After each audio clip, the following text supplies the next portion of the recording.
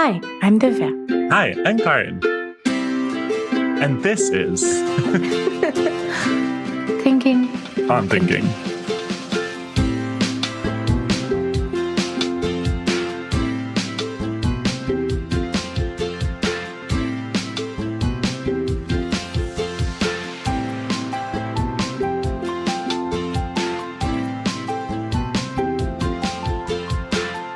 Welcome to episode 6 of season 5 of Thinking on Thinking.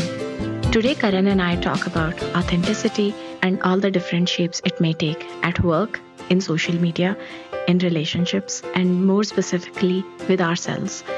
And we get into some really deep discussion about trust and grace. We hope you enjoy.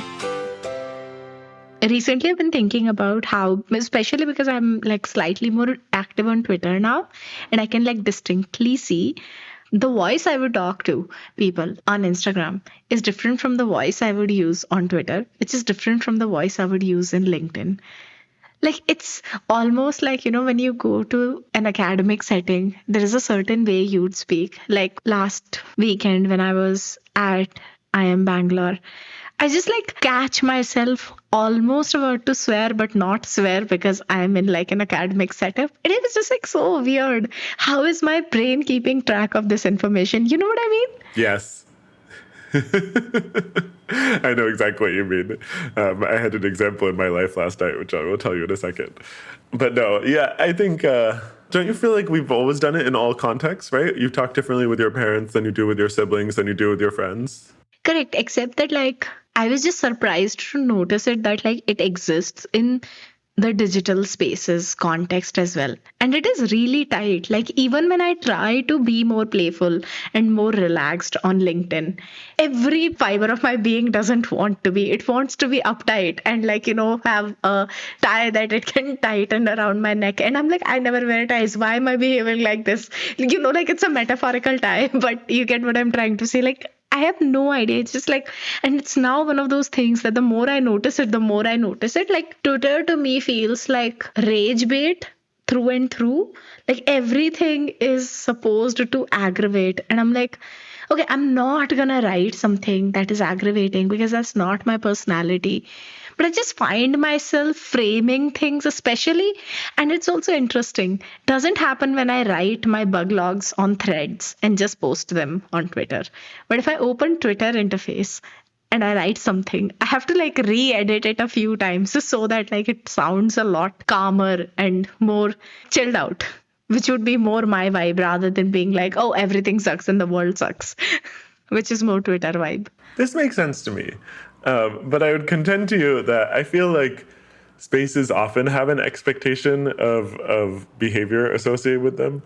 Like the example I was thinking about was I was at this party, and it was a queer space, and I was hanging out with these gay gentlemen.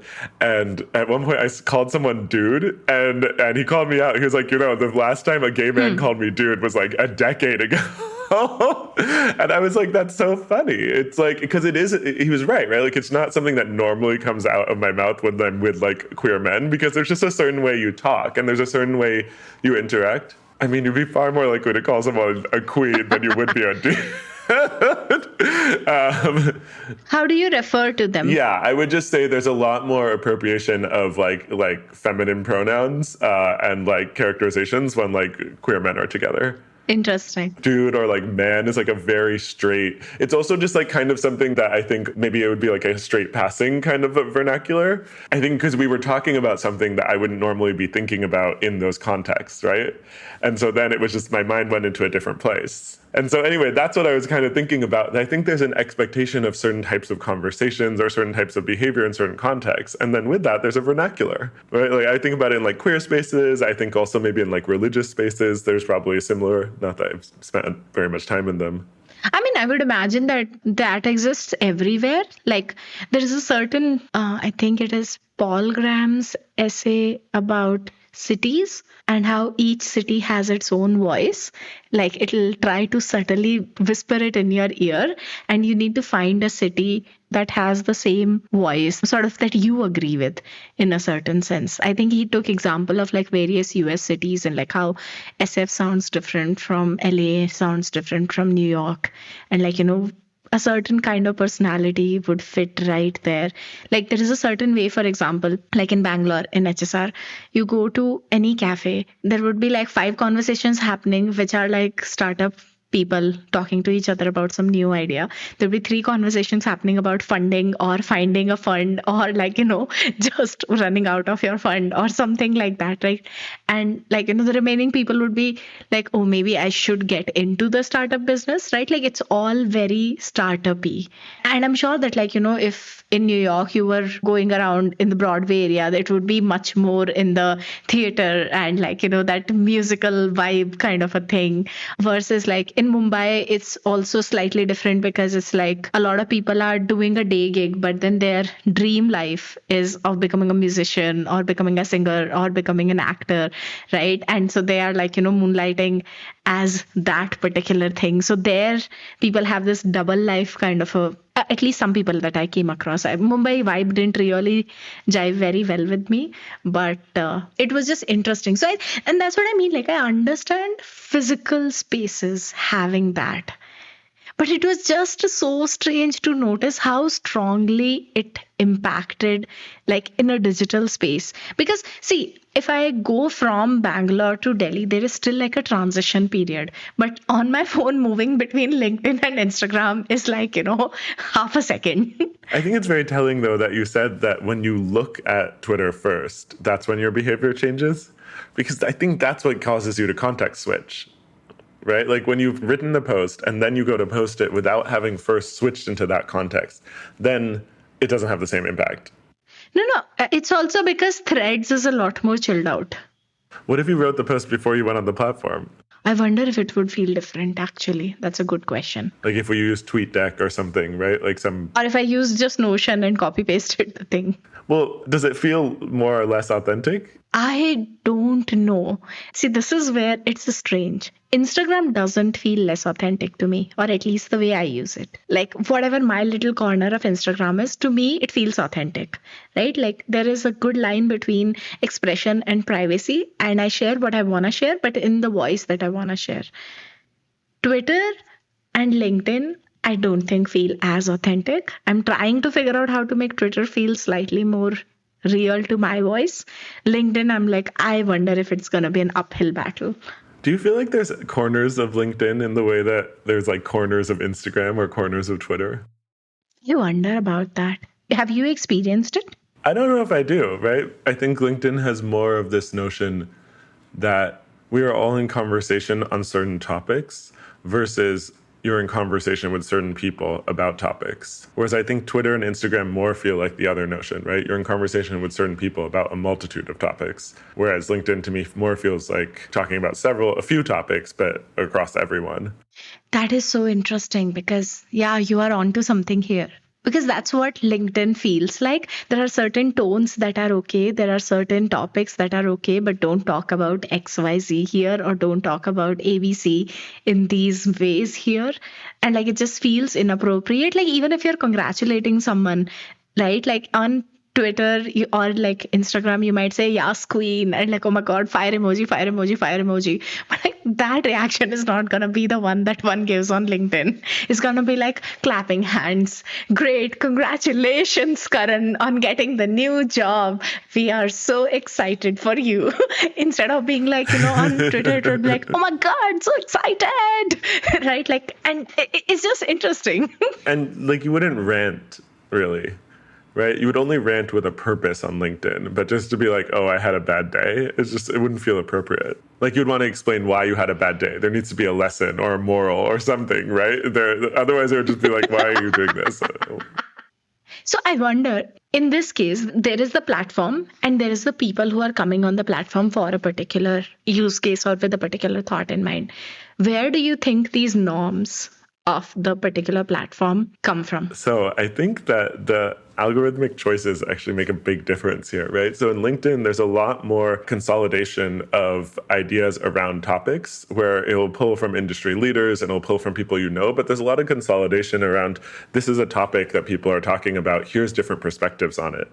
Whereas If you look at other platforms, Twitter doesn't really do that kind of consolidation at all unless you go seeking out a certain topic. And then Facebook kind of would, or Instagram kind of would a little bit, right? Sometimes it'll group if it senses that you're into something at that moment, but it's not about that, right? It's about showing you what your friends and people you follow and maybe people that Facebook or whatever algorithm thinks you might like, but really on singular pieces of content. We think you might like this, we think you might engage with this, and here are similar things you might engage with. From a feeling point of view almost, much less from a cognitive point of view. And I think that LinkedIn has gone this cognitive point of view in its grouping, and because of that, it just encourages a different kind of thinking and behavior. It's less trying to connect with you emotionally. Sometimes cognitively, emotionally, right? Sometimes people will write these like heart-wrenching stories, but they still kind of engage with you cognitively first, and then they connect with you emotionally. Whereas I think when I look at the other platforms, it's much more of a emotional connection first, which drives a certain kind of behavior. And I would argue that emotional connection first comes from algorithmic choices about how content is grouped, displayed, and promoted to you, prioritized. That is so interesting. So I was thinking maybe I could write an article about it, but I think you should write an article about this.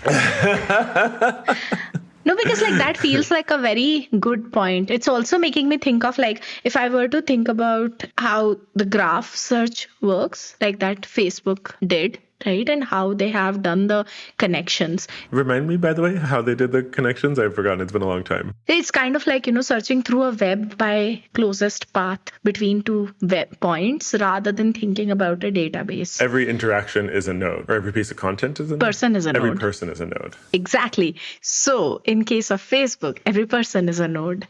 And I wonder if in case of LinkedIn, from what you are saying, like it's more like it's treating, or rather philosophically, it's treating each idea as a node or each type of idea as a node rather than it being about oh, these are the people and this person. So even like people who become LinkedIn influencers, they become influencers because, oh, this person talks about product management with AI, right? Like they don't become a celebrity just because they are a celebrity. It's LinkedIn influencer for a particular very niche topic.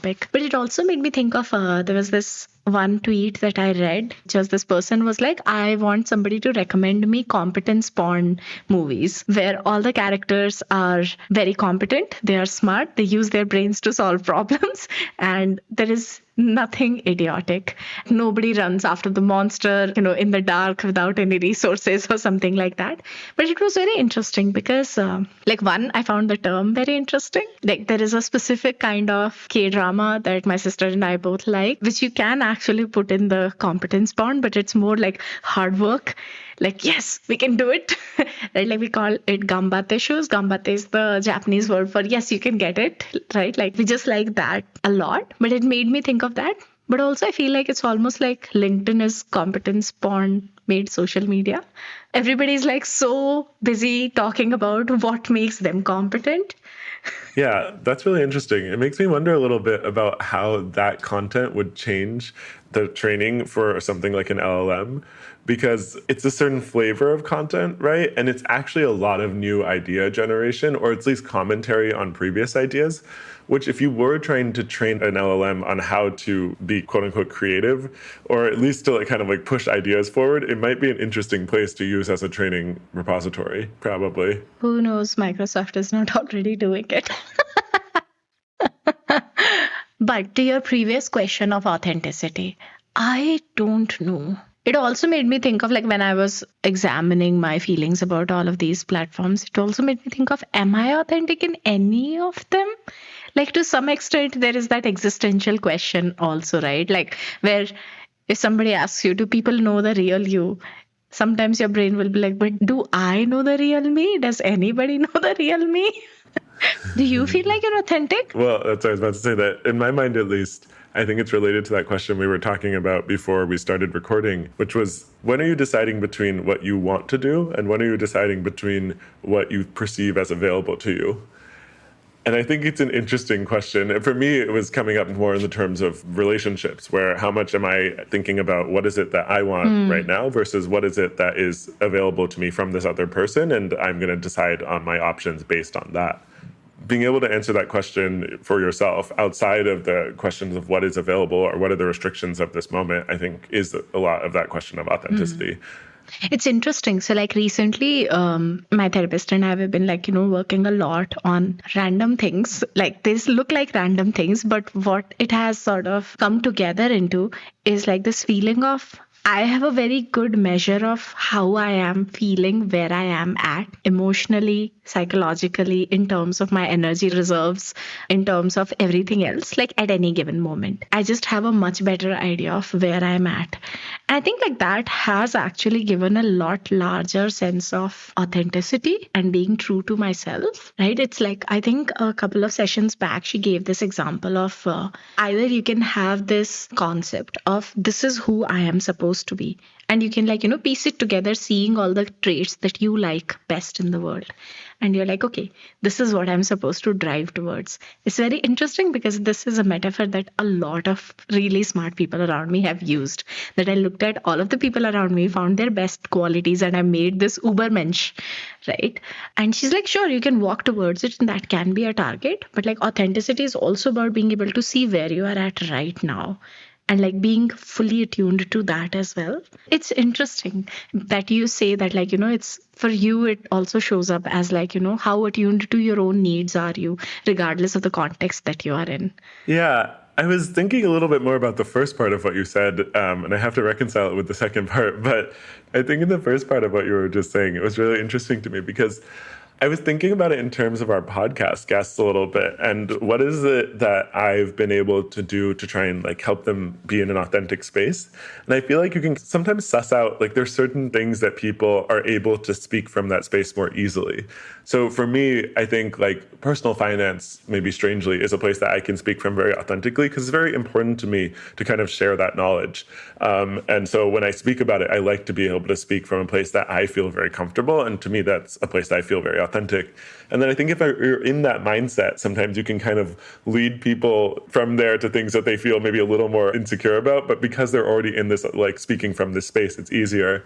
So I was just thinking about that. It sounded like maybe I misinterpreted what you were saying a little bit, but when you and your therapist are kind of like working through it, you're almost like starting from this place of like, where do you feel the most comfortable in who you are and kind of expanding from there. Did I reach with my read a little bit? No, actually, it's a lot more, well, in some ways, but not exactly. So, see, here you are doing like as the host, you are doing the work of looking out for what is feeling authentic and what is sounding authentic. And then you are guiding them towards this thing. And she is sort of like helping me feel what is authentic, right? So, like, separate the expectations from the experience.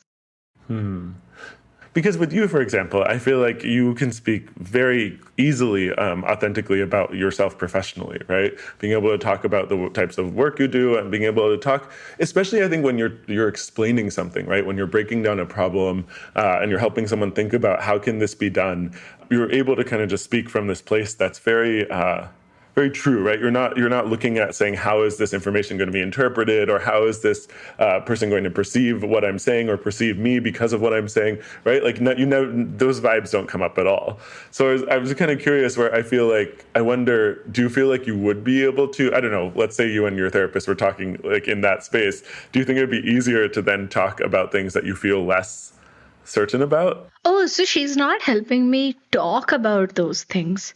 She's helping me stay authentic in my life. So it's an experience of authenticity rather than an experience of expectation and not about talking. So like my therapist is really not about talking as much. She like picks up things from very small amounts of data.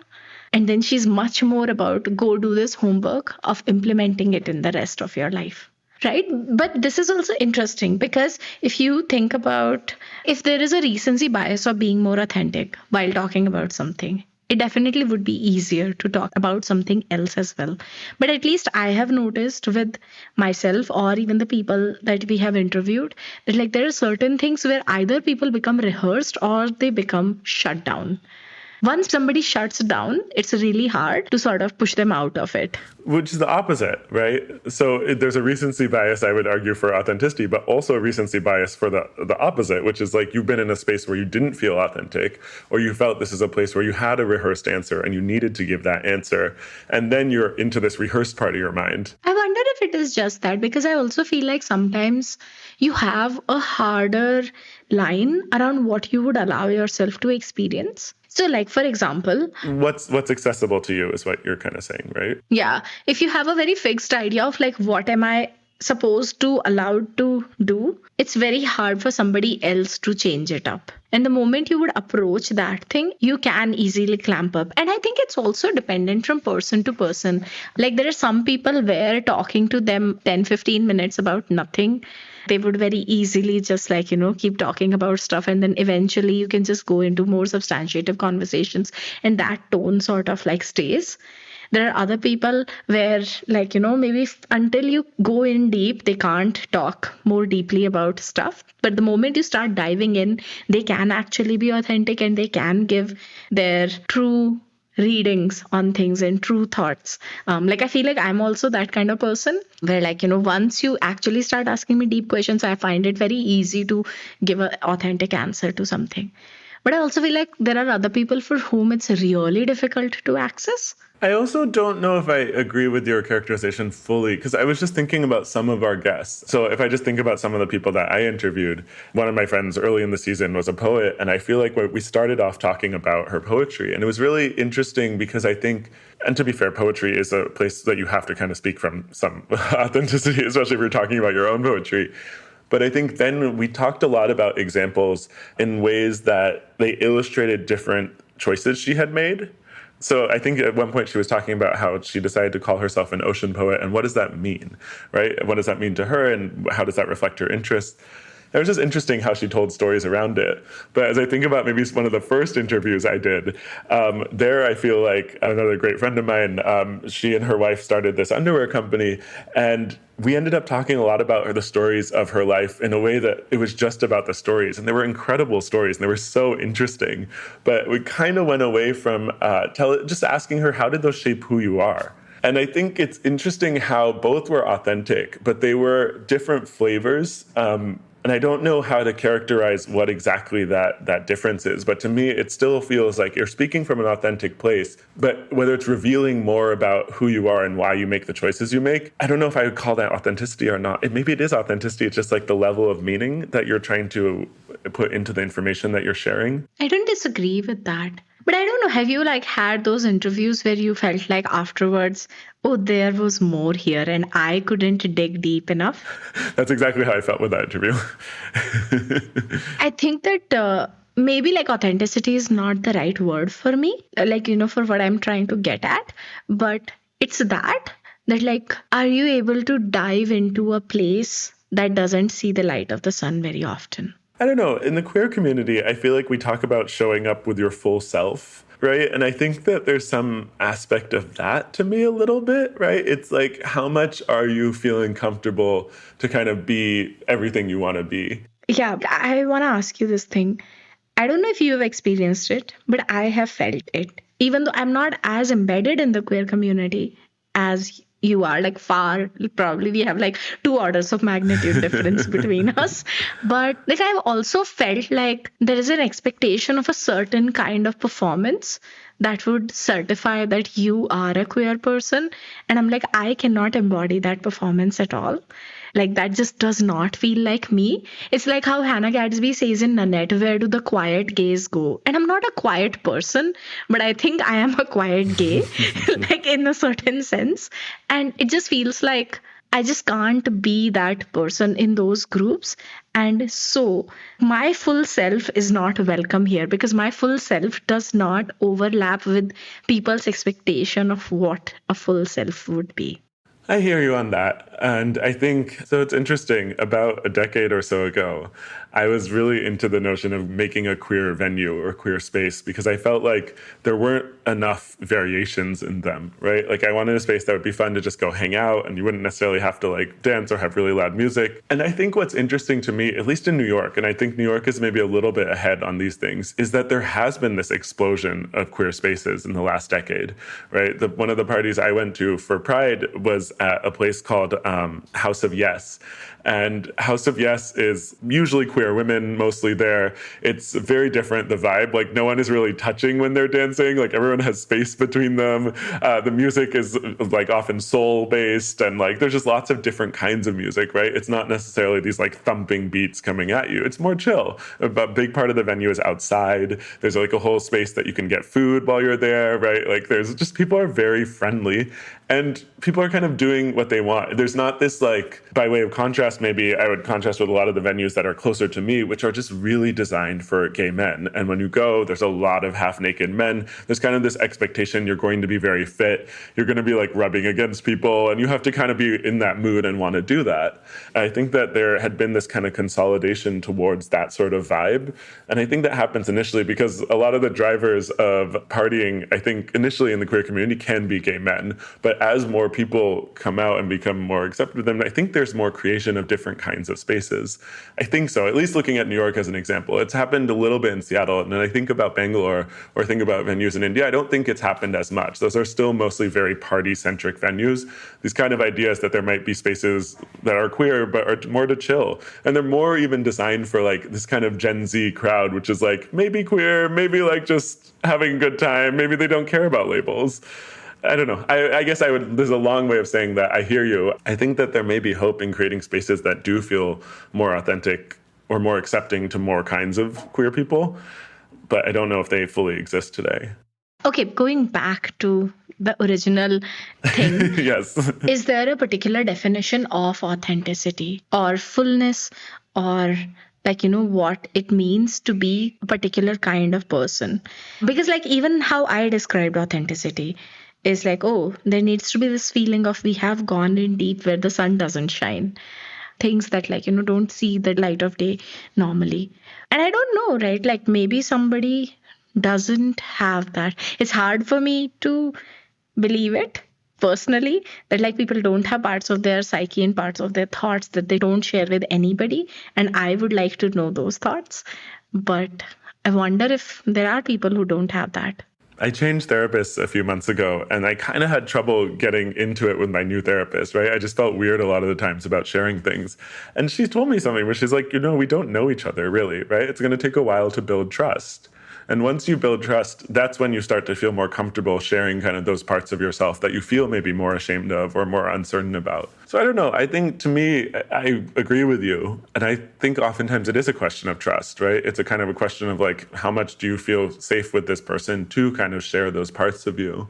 And some people just have a higher trust bar. And of course, some people, I think, also bring more trust to situations. I think you and I have been blessed to kind of be people who do bring a lot of trust to situations. So people do feel comfortable with us. Some people start in negative, so, or just are having a day where they don't feel very in a place that very trusting. That's so interesting that you phrased it like that because it's almost like both parties can bring trust to the table. I think so. I've always thought of trust as it's a personal resource. So I bring my trust and you have to bring your trust. So it's interesting to think about it as like a communal resource. Oh no, it's built. I totally think it's built. I think you have a starting place of how trusting you are, right? But then the trust in a relationship, I think 100% is built. I have some new friends I've made in the last few months. And yeah, it's been really interesting to realize like how easily when trust hasn't been built on a really strong or long foundation where like small things can kind of just rocket, right? Where you're like, oh, what did that mean? Was there an implication to this? Whereas with people where you have a history, where you have built trust, you're like, oh, this person was tired, right? They were being a dick because they're having a bad day, not because this relationship isn't what I thought it was. How interesting. In that last part, I added some other thoughts in there that are not just about trust.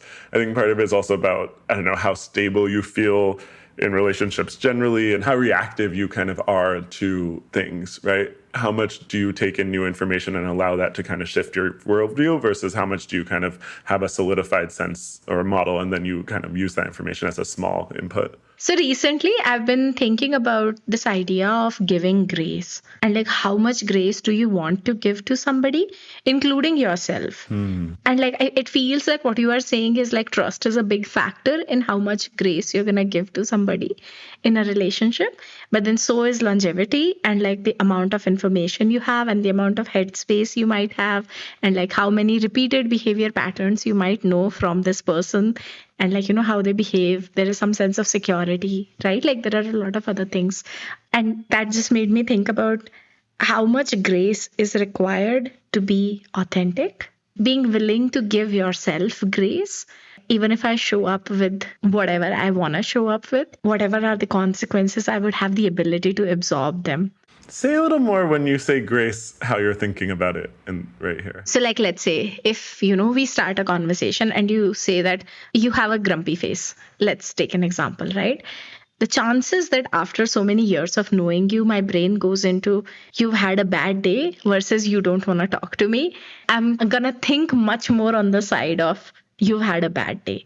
But if I meet somebody new and they have a grumpy face while talking to me, I'm going to imagine that they don't want to talk to me, right? So like the relationship bears most of the load.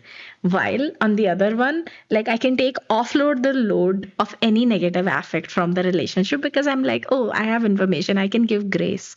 And with extension, I'm saying authenticity is about relationship between me and me. So like experiencer self and the observer self. Does that make sense? So when you're saying grace here, you're more saying almost tolerance or forgiveness? Yeah, I don't mean grace in the religious sense. Oh, no, I didn't think that. I was like just having a buffer, if that feels like a less loaded word. Yeah, I guess I was thinking about it in terms of people who like do things with grace, which I think is a different... Not that. Right? Not poise. Yeah, I guess I was thinking a little bit about the poise aspect of grace because I think there is authenticity in that.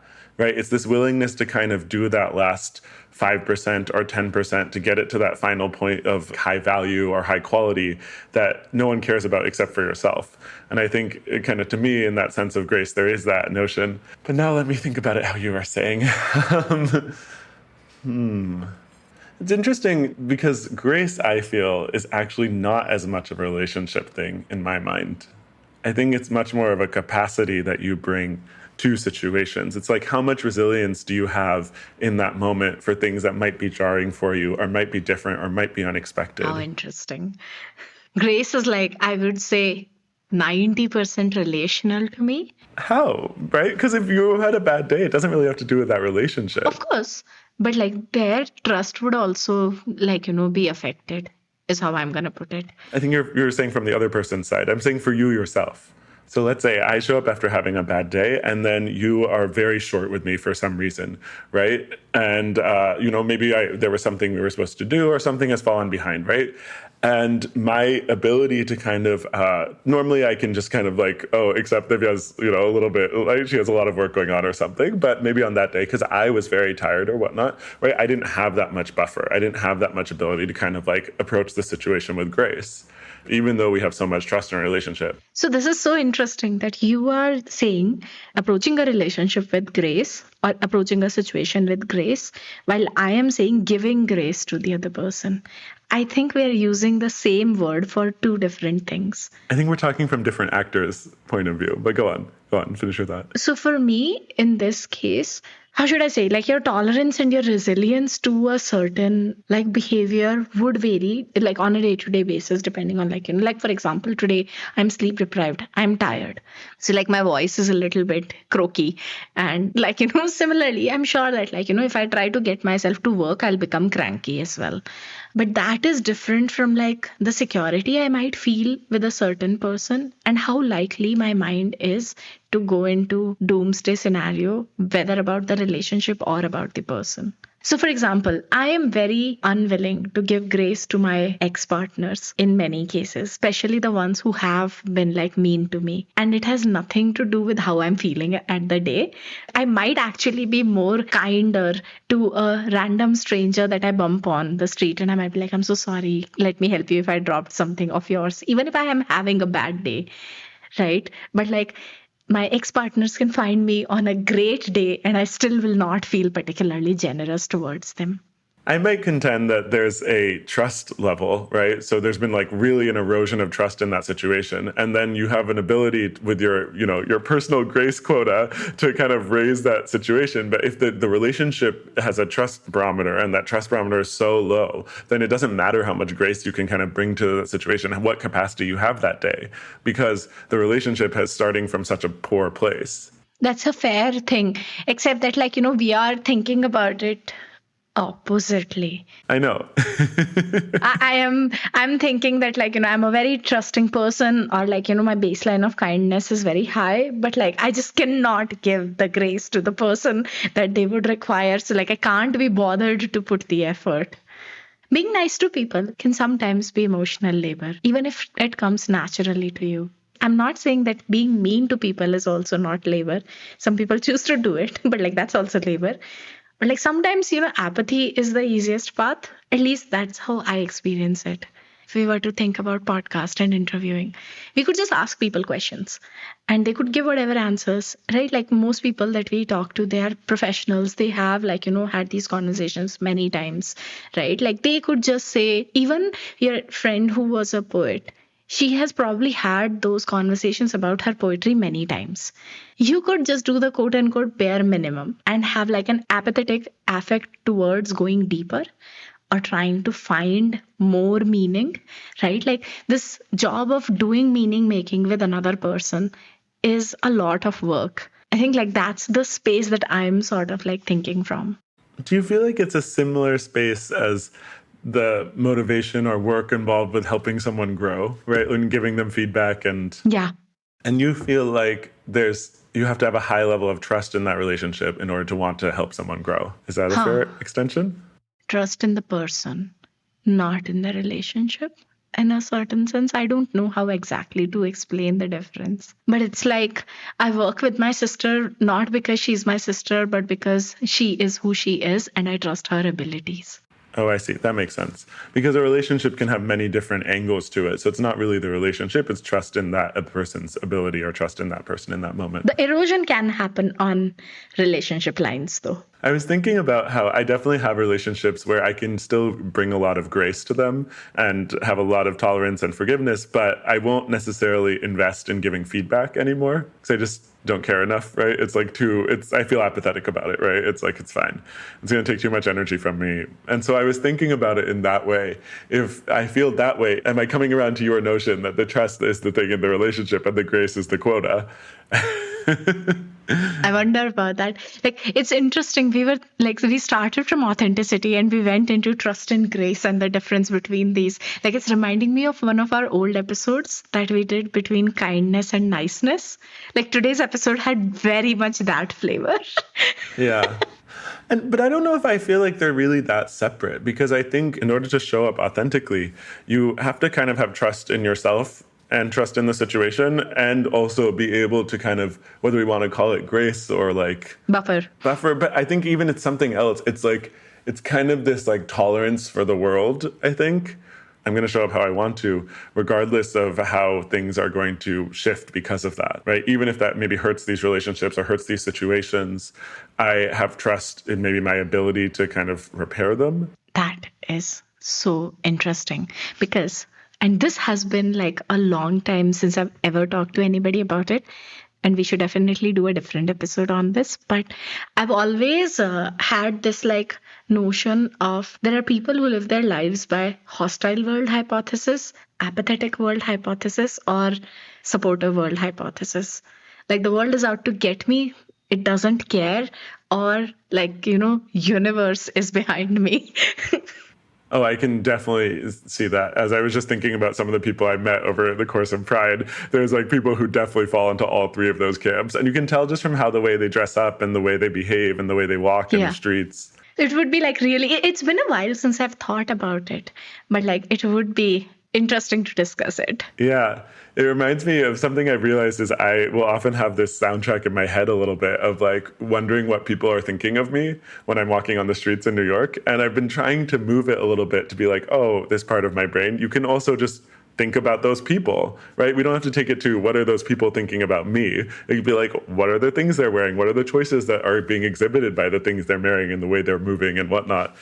So it's interesting because I've been cognizant of myself and then cognizant also of like other people, right? You can tell when people notice other people, right? When people say hi to their friends versus they always are like, walking and not looking around. And it's just a different way of thinking about how is the world going to affect me and how are people going to interact when I am being, I don't know, which one is more authentic? Is it authentic to be like in your own world, or is it authentic to kind of be present with other people? Or is that just both are authentic depending on who you are?